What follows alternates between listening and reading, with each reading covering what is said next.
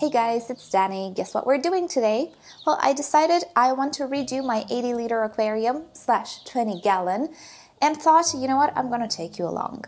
Yes, I know these things are usually for my second channel, but it turns out I don't have enough time to make videos for both channels, so we're just gonna put everything into one channel. So I decided to take you guys along and show you how I put together the new scape for the aquarium, since I have some very special plants that I want to put in this aquarium. They are rare plants. Oh my goodness, I know. I never use the word rare unless necessary, where I have one plant which is true 100% rare. It's not obtained from the wild. It's just rare. It costs a lot of money. People don't have it for sale. I found it for sale. So I hope you'll enjoy seeing me putting together my aquarium. I'm gonna give you some tips throughout. What I did for now was I soaked the pieces of wood that you see here because sometimes this type of wood can float. And I'm not taking any risks. I wanted to test it out, and if it floated, I wanted to keep it in water for a while to soak up water and go down to the bottom. It doesn't float, yay! So I can go ahead and empty the entire tank and start with the substrate. So let us do that right now. It is 5:30 or so in the morning. Hopefully I finish this today. I don't know, usually these things take me a whole bunch of time. We're gonna see. So let's get started.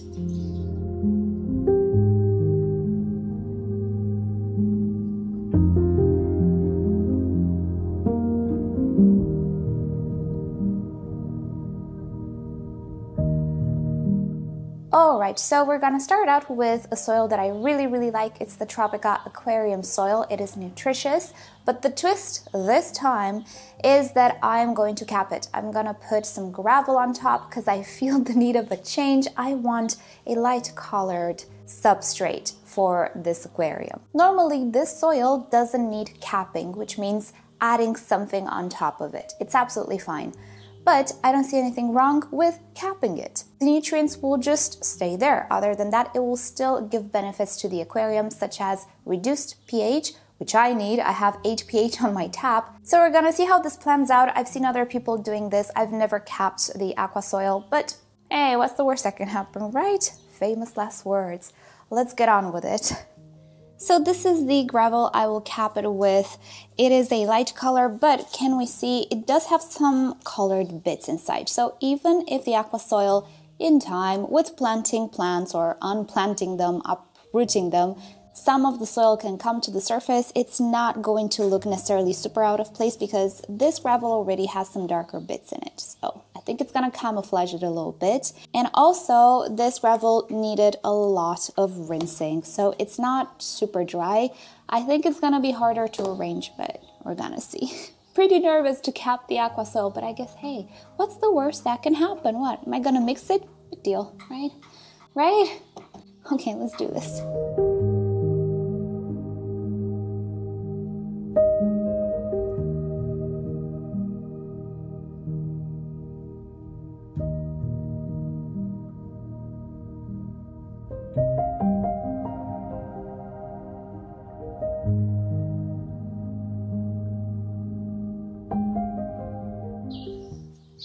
Alrighty, so I added the substrate and I really like it. It's such a change. I have been running most of my aquariums that you've seen in the past 6 years or whatever with the Tropica soil uncapped. And while it's absolutely great, I felt the need of a change, and the Tropica soil doesn't come in light colors, so I really like it. It's such a change. Will I stop liking it after a while? Possibly, I don't know. So as I hope you can see, I don't really have the soil all the way to the front, and this is because I will not have a carpet plant in this setup.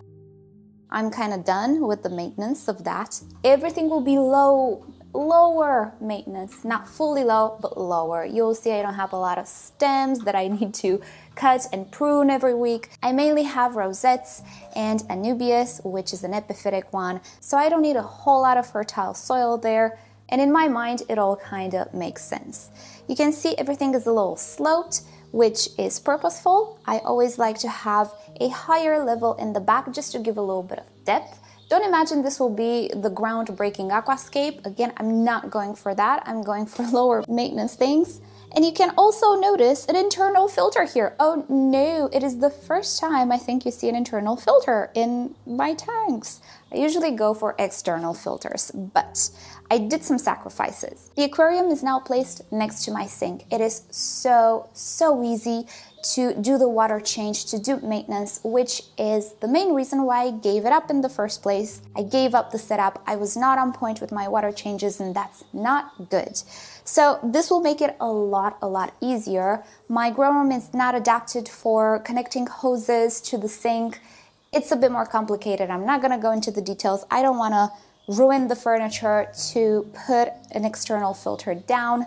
Details. So my solution is finding an internal filter which is strong enough, and this is the Cetaphil 120, which I hope will be strong enough. It has a lot of compartments for biological filtration, which is great. Downside, you can definitely see it, but I personally don't mind it. We're gonna have plants anyway. I might go ahead and make the background black, but again, I feel the need of a change. I always had black backgrounds. I want something else. We'll see if it bothers us. If it does, I'm gonna put a black background. Easy peasy. Also, this aquarium will not be overstocked. I'm not gonna have a whole bunch of fish here. I'm gonna have tiny little things that don't do a lot of mess. Maybe some shrimps. Again, very low bioload. I'm gonna be careful with it. And yes, another downside is that internal filters need cleaning more often since they have smaller filtration capabilities. So yeah, they get clogged a little bit faster, but it's really easy to clean something like that. It doesn't make water everywhere. It's next to the sink. I just do this and put it in the sink. I'm not gonna wash it in the sink. Don't worry, in the sink, I can have a bucket with aquarium water, you know? So I do know what I'm doing, you guys. Before orchids, there were aquariums.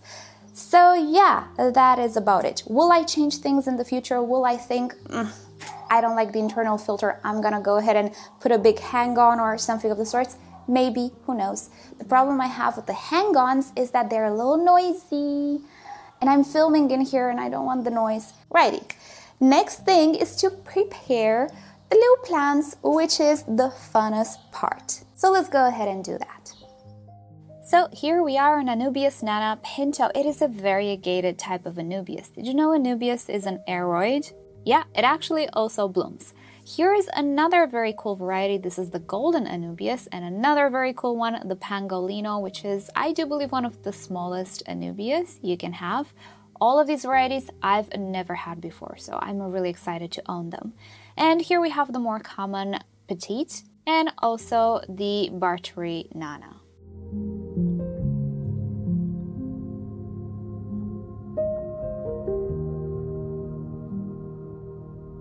Now, I love crypts. Sadly, I couldn't find way too many. Here's an undulata, which should be enormous, pretty much. Well, quite big, but I could only find a tiny little one. But I'm compensating with this Hygrophila. Look how pretty she is. Also, very easy to care for.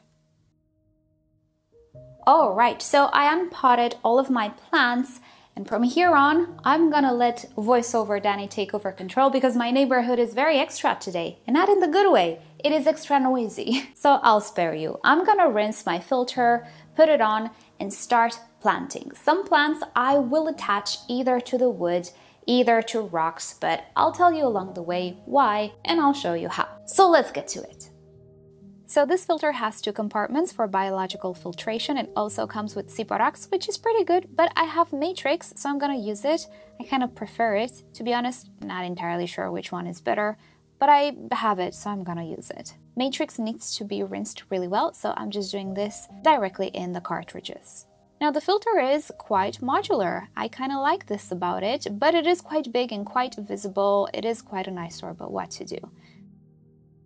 A few finishing touches on the wood here, and let us get to planting. One thing you will notice throughout this video is that I moved the plants around quite a lot. It is a process to decide where everything should go, and it's okay to move them. Luckily for me, it is much easier to plant in this gravel that I capped the aqua soil with. Aqua soil, not the easiest thing to plant in because it is quite light. It's not a heavy soil. The gravel is much heavier, so the plants actually sit where you put them. And another thing I noticed while I moved around the plants a lot is that the aqua soil did not get disturbed. I did not have one little bead of aqua soil on top. And look at that, an appearance from the rare plant I was talking to you about. This is Cryptocoryne wendtii Pink Flamingo, a plant that I have dreamed of owning for years. Why is it so rare? I don't know. Is it hard to grow? I don't know. We're just gonna have to wait and see. I actually got it from a shop owner who propagated it, and I got one of the runners. I'm happy to say that I'm recording this well over a week since I set up the aquarium, and the crypt did not melt, the Pink Flamingo, which is great. And this is because it was already grown in water. It wasn't immersed, so everything is okay. Now, I'm attaching the Anubias on the wood with super glue, which is absolutely safe. I don't like to overuse super glue, but sometimes I have to. In the cases where I can, I like to attach epiphyte plants to rocks rather than wood, so that they don't float to the surface, and the rocks I can bury slightly in the substrate, thus making them invisible, particularly if you use a rock that has the same color as the substrate, you cannot even see it. So again, you see me here fiddle around with the plans. Where does everything need to go? It's a process. In reality, it takes a couple of hours at least on this quite tiny escape. I also forgot I have these in vitro plants. Here I have Blyxa japonica, which is not an easy plant, but oh boy, is it worth it. It is absolutely worth it. It's one of my favorite plants. Creates such nice, bushy, vivid green with red tinges, I guess, accents, bushes in the aquarium. I really love it. I also didn't mention I got a couple of Pogostemon helferi, which again, I really love. And these ones again were propagations from the shop owner that I told you about. He didn't have an in vitro cup or a pot for sale. I fiddled with these guys so much until I found the coolest position for them. And in the end, I changed their position yet again. Here's a new one for me, Hydrocotyle tripartita mini. This, I do believe, is an exclusive to Danerli. So far, I use the Tropica one, which is not miniature, and I have to say, I love the mini much better, because I love minis generally. And it looks to be really easy. It's already starting to creep along the substrate, and I said I wouldn't have carpets. There we go again. I do like it when it starts to climb on the hardscape, though, so I'm trying to go for that as well. And let me show you how I place water in this aquarium. It's not the easiest thing because I have a sink which is a little bit different, but here we go. I have some fittings that I connect to my sink, and hey presto, we can fill the aquarium with water really easy. No buckets, no water, or actually minimal. And honestly, the only reason why I still used buckets was because, I don't know, it was familiar, but I made a point not to use them anymore in my future escapes if I'm gonna have more aquariums, because I might. You never know. And here we are, the aquarium is full. We're turning on the filter and it works. And look at that flow, we got flow. I was worried that we're not gonna have enough flow, but it does. It has a little too much flow. It's a little too much, but in time, as those media get a little bit more clogged, the flow will decrease a little bit. They always decrease, so I'm not all that worried about it. I also do condition my water. I really like to use Chem Prime. A small quantity goes a long way. And I also really like stability. This stuff is pretty magical. I did not experience with this particular setup. And most of the setups that I use stability with, I did not experience that cloudiness. Not to mention parameters, they're absolutely fine. It's good stuff. I like using it. Alrighty, here we are a few days later.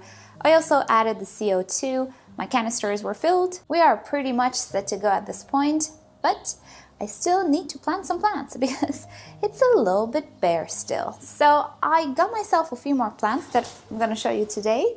And yes, even though they will grow, it still kind of looked way too bare. The good news is though that everything looks and behaves very well. Did some tests today and already we are pretty stable. I will wait a few more days to add the first inhabitants. I will not add everybody at once. I'm gonna make tiny steps, but probably at the 1 week mark or so, if everything is okay, I probably will add a few autosynclus fish to take care of the potential or very highly likely little algae that will form in the first months of an aquarium's life. What I'm most happy about is, of course, the Pink Flamingo crypt, because Cryptocorynes typically have a bad habit of just melting whenever you switch their parameters way too much, way too sudden. So far so good, I see no signs of melting. I see melting on the green wendtii Cryptocoryne because she was very sick actually. I am considering removing her altogether or just moving her somewhere else until she recovers. Maybe I will use it in a different setup. But yeah, she's really not doing all that great. I purchased it as a sickly one anyway, which I typically don't do. I don't like to purchase sickly plants because they don't benefit the aquarium at the beginning at all. They are great for already established aquariums because they will bounce back faster and their introduction will not impact the parameters too much. In a new aquarium, not ideal in my opinion. Anyway, enough blabbing, let me show you the plants that I purchased. Alright, so I have a little temporary holding tank here. So I got myself the only remaining pot of Alternanthera. What was that pronunciation? Alternanthera, I don't know. Reineckii mini. This is a red plant which stays pretty tiny, around 10 centimeters tall or so. It is perfect for foregrounds or mid-grounds in tinier aquariums. I really like it, much more than the standard one. And some of you will laugh, I like bacopas, you guys. It is one of the easiest plants, very common in beginner low-tech tanks, but guess what? It is amazing. I love it, and I'm gonna use it because it's not that hard to maintain. Even if it's a stem, it's not that hard. I also got some Bucephalandra, and yeah, this is Phoenix moss. I have it in my other tank. I want to do some things with it as well, but it will have to wait a little bit. And also S. repens in one of these in vitro cups. Righty, so let's get to planting. I already did my water change, so I will plant with an aquarium full of water. Yay, that will be very nice and very wet. Let's fiddle with the plants a little bit more, shall we? And this is still not the final look of the tank, and it looks much better now. And it also has some inhabitants, which I'm going to show you some spoilers of. Not the full stock, obviously, but it's taking shape, and I'm very happy to announce that I do not even have algae.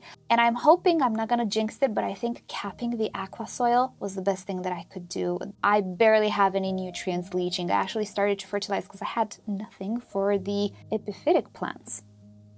Alrighty guys, so we are pretty much done. Now I know it still looks a little bare, but there are some plants in the back which just didn't grow. And theoretically, they should become pretty tall and cover the background. At least that lotus should be kinda a centerpiece in the back. So I'm just gonna be patient. I'm pretty okay with how the background... Oh my gosh, there is an upset crow outside. With how the background looks like. Another thing that I will do at a later date is add some of that Phoenix moss on the pieces of wood. I need to empty quite a bit of water for this process because I want to tie it down with some thread. I personally don't like to glue too many stuff on wood because glue residue is not all that easy or comfortable to remove, and it just looks white and stained, and wherever possible I prefer not to use it. But I will be adding some of that lovely Phoenix moss that I showed you earlier. More than that, it's just me tweaking stuff. So I have my CO2 at 1 bubble per second right now.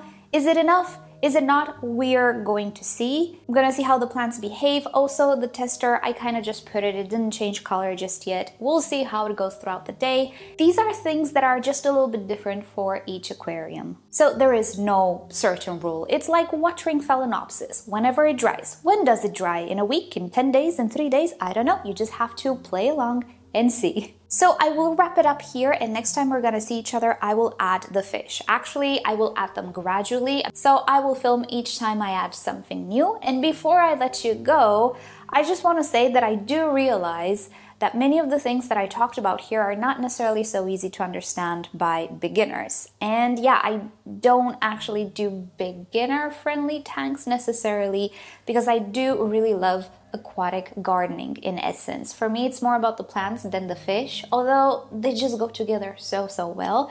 But I understand it might be a little too much. I get it. So if you would like me to elaborate on certain aspects, I definitely can do so. I can also make a sort of a simplified guide of what you need for proper plant growth. Mind you, if you just want to keep some fish, you totally don't need all of the things that I just did. This is mainly for plants. and meeting their demands so that they look like a proper underwater garden. Fish are secondary. So if you have something you want to know more about, like the CO2, why do we need it, what does it do, how is it provided, and things of the sorts, the fertile substrate, just let me know and I will try to make some videos either on the shorts, if it's a shorter subject, either here, maybe a more comprehensive guide, I guess. And from here on, if you've never had planted aquariums like this, maybe you can decide if this is something you'd like to try, pursue, or learn more about. Let me know, because I'm more than happy to. I love gardening in all of its shapes. So yeah, just let me know in a comment. Righty. So with that said, probably the first fish that will go in here are some otocinclus, because inevitably we will get a few algae. Hopefully not a whole lot, but new tanks, they're very prone to this. And from there on, probably I will go also with some shrimps. All right, so enough babbling. That is about it for today. Thank you so much for sticking through to the end. If you did, I hope you've enjoyed it. And yeah, just let me know in a comment what more do you want me to talk about regarding water gardening, aquascaping, plant keeping, whatever you want to call it. And with that said, if you want to follow me on social media, search for me. I'm at Miss Orchid Girl pretty much everywhere. Check out my short form content channel, Miss Orchid Girl Shorts. But most importantly, subscribe to this channel because this is where I post the good stuff. So with that said, I'll see you next time. Bye!